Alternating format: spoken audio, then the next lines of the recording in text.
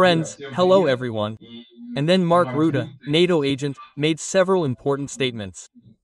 They caused hysteria in Russia. And now I will tell you what he said and show a little bit of Russian hysteria. Don't forget to subscribe to the channel, click like, comment. Let's go. So, NATO Secretary General Mark Rutte, former Prime Minister of the Netherlands, made a whole series of such interesting statements. Well, first of all, he said that if China wants to attack Taiwan, then before that China, therefore, will persuade Russia to attack NATO in Europe.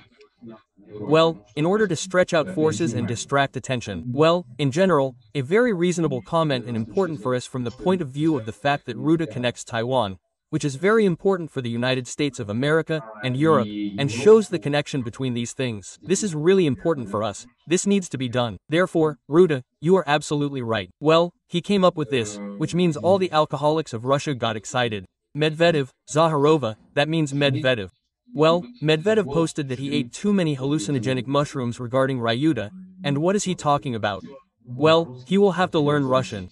Why is he talking about Russian? Yes, because Ryuta also made this comment that we need to invest money in defense. Yes, this is a huge amount of money. 3.5% plus 1.5% for infrastructure, for cybersecurity. We need to prepare society. But if we don't do this, then we need to learn Russian. Listen. The bridge needs to hold if it crosses the bridge. We need to develop the defense industrial base. We need to spend money on cyber on hybrid.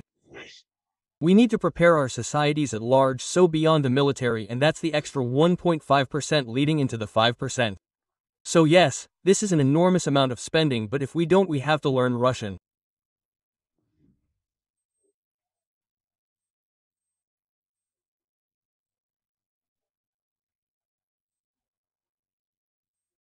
I'm sure you saw comments by Russia's Foreign Minister Lavrov that this new target will cause the end of NATO because it will basically bankrupt NATO members potentially. He's saying NATO is involved in a costly arms race. I know Sergio Lavrov. He has been foreign minister I think since the birth of Jesus Christ of Russia, and I've never taken him seriously. So when you really talk about fake news, listen to you, not worried about an arms race then between Europe and Russia. No at all. We have to make sure that deterrence is there, and the fact that Lavrov makes that comment again, I would not take too much interest in all comments, but it is clearly evidence that the deter is working, and that is crucial because Russia is on a war economy, is on the war footing in every sense, the size of their military, what they're investing in their tanks and their air defense as well.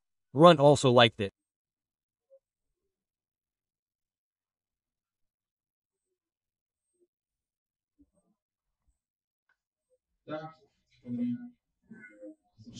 You heard him mention Lavrov in this fragment.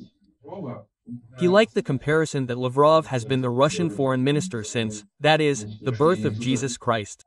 Well, indeed, in Europe they are not used to this eternal mastodon. Such Gromyka, now, it means, Lavrov.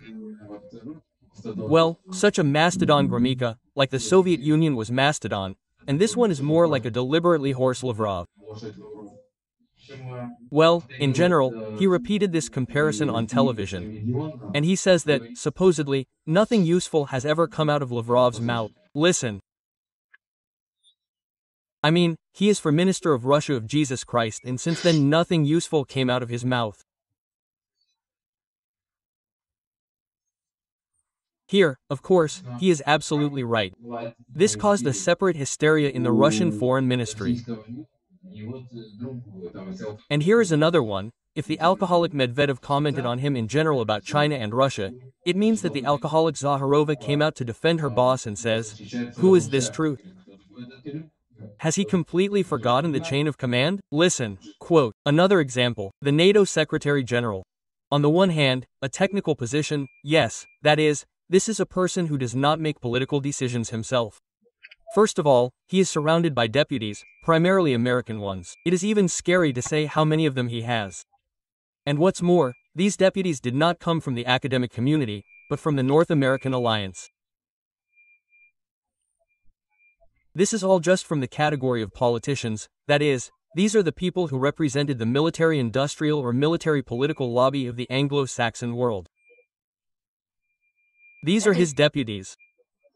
They, in fact, are the conductors of those decisions that are made, and, again, on the track, there is the elder brother Washington and, so to speak, satellites. Therefore, this is a technical function. He, in principle, has no right to give personal assessments. Among other things, because he did not work in this capacity, not with the Russian country, he did not work in his current capacity.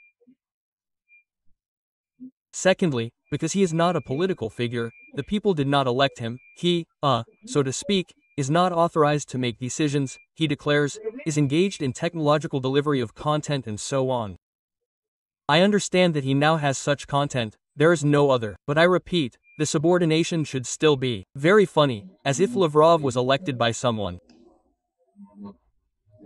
But Sochi just told with anger, how dare such a Ruda? Well, Ruda is absolutely right in everything he says.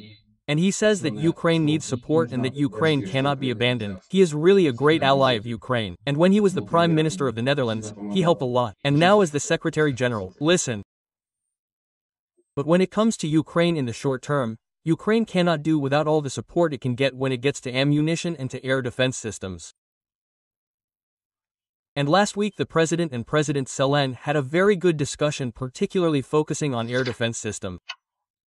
So yes, I understand that the US has to take care of its stockpiles and at the same time we have to allow for some flexibility here.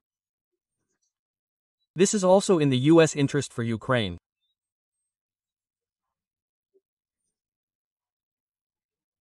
Russia on the border of secure Europe also means he is absolutely right. Europe's security is America's security. All of this together is the security of the entire world. And all of this is impossible today without Ukraine. And he is promoting this idea to Trump and to everyone. And this, friends, is a very important ally for us. Well, he also made a statement and, he is not only making some kind of victory reports or political statements, he also says absolutely alarming things, for example, that, Russia produces so many shells and individual types of weapons in 3 months that all of NATO produces in a year. All of NATO produces in a year, and Russia produces in 3 months. But this is really alarming. Listen.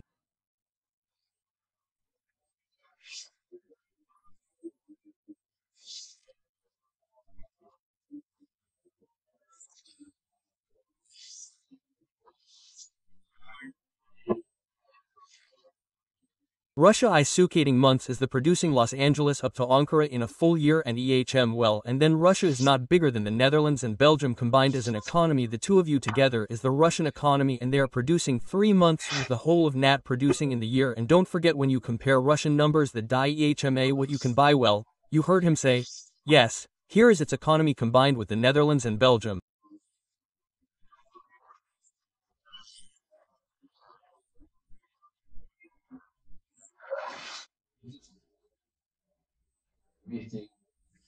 That's it, you are sitting here, just 2 NATO countries. That is already the entire Russian economy. We are generally silent here about the USA, Germany, France, Great Britain, Canada and so on.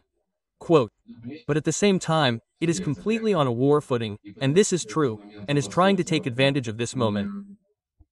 I hope that we have now passed such, a low point, when for 6 months there are essentially no new decisions on the transfer of American weapons.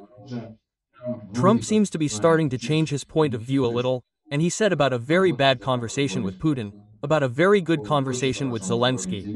Well, let's see how it goes. Well, such healthy rhetoric and position of the agent, it is certainly important for us. Well, in Russia, as you see, it causes hysteria. Write what you think about all this. Let's hold the line.